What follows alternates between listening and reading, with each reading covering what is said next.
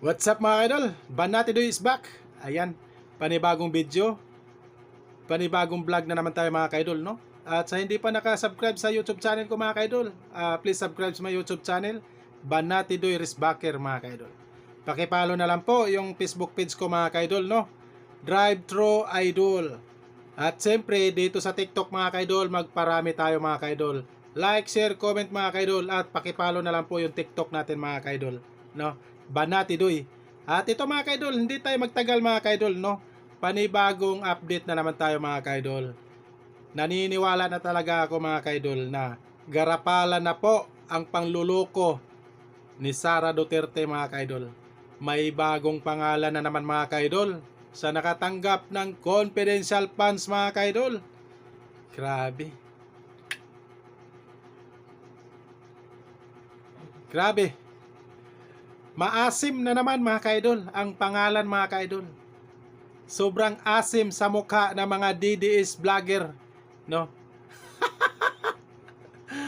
Ang pangalan na naman mga kaidol, maasim.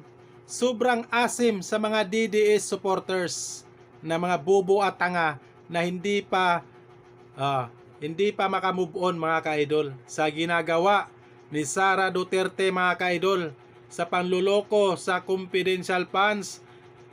Pira ng bayan, pira ng tao na nilustay ni Sara Duterte mga kaidol. Yan po ang totoo. Ha? Grabe ang panglustay ni Sara Duterte mga kaidol. Confidential funds, panibagong tao na naman na nakatanggap sa confidential funds ni Sara Duterte mga kaidol. Asim, maasim mga kaidol. Sobrang asim. Maasim pa sa mukha ng mga DDS supporters. Hindi tayo magtagal mga kaidol at panoorin natin to mga kaidol. Nadagdagan pa ang listahan ng mga umunoy kaduda-dudang pangalan na kasama sa mga nakatanggap ng milyong-milyong pisong confidential funds ni Vice President Sara Duterte. Kinunde na naman ito ng ilang mga mambabatas. Nagbabalik si Mela Lesmora sa Sentro ng Balita Live. Aljo, dahil pera ng taong bayan ang nakasalalay rito, patuloy ang pag-aaral ng Kamara dito nga sa mga acknowledgement receipt ng confidential funds ni Vice President Sara Duterte. At ang pinakabago nilang nadiskubre ay ito nga umanong Team Amoy Asim. Teka lang. Narinig nyo ba sinasabi mga kaidol? Ha? Panibagong pangalan na naman sa nakatanggap ng milyon-milyon na tao sa confidential funds ni mga kaidol ni Sara Duterte mga kaidol. Ha? Oo. At ang sabi mga kaidol, ang nakatanggap sa confidential funds ni Sara Duterte ay Team Maasim. Yan ang sinasabi ko sa inyo mga kaidol. Ha? Team Maasim. Maasim pa sa mukha sa mga DDS supporters na mga bubo at tanga. Hindi pa kayo makamove on mga DDS supporters, no? Na niloko na kayo sa sinusuportahan nyo ni Sara Duterte kahit pira nyo, pira ng bayan, no? Hindi pa rin kayo makamove on. Yan po ang mga tao na uto-uto.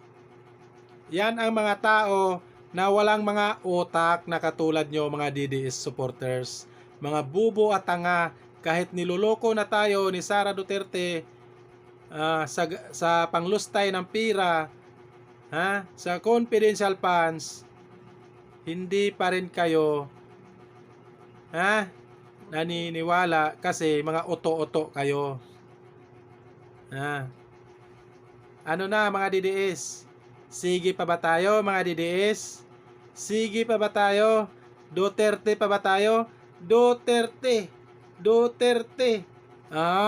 Yan ang sigaw nyo.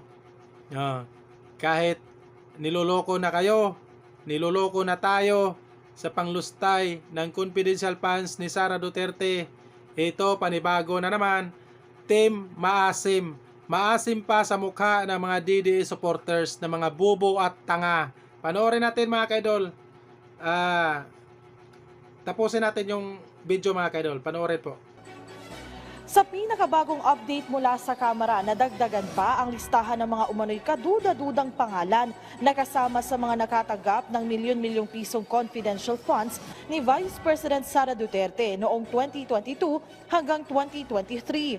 Tinawag ni House Deputy Majority Leader Paulo Ortega na Team Amoy Asim umano ang mga umano'y bagong miyembro ng Budol Gang na kinabibilangan nina Amoy Liu, Fernan Amoy at Jug de Asim.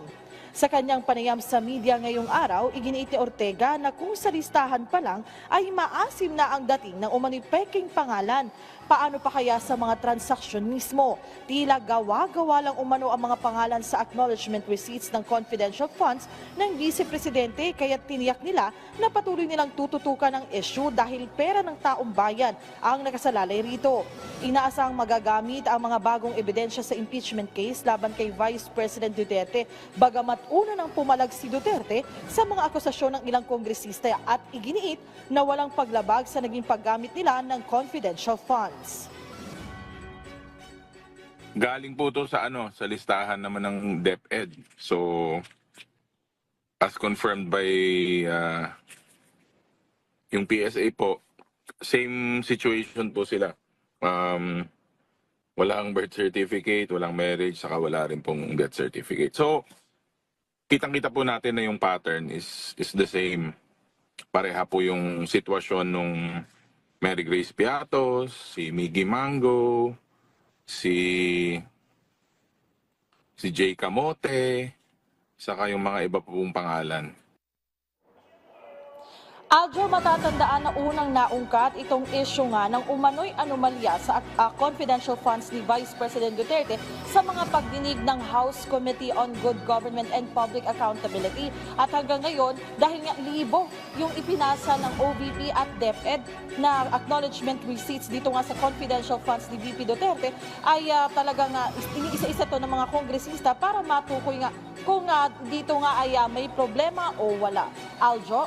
Nela, paano makatutulong sa prosekusyon sa impeachment trial itong mga bagong ebidensya na hawak-hawak ng Kamara laban sa pangalawang Pangulo? Aljo, kasama kasi dito nga sa inihaing impeachment case ng Kamara laban kay Vice President Duterte itong issue ng confidential funds.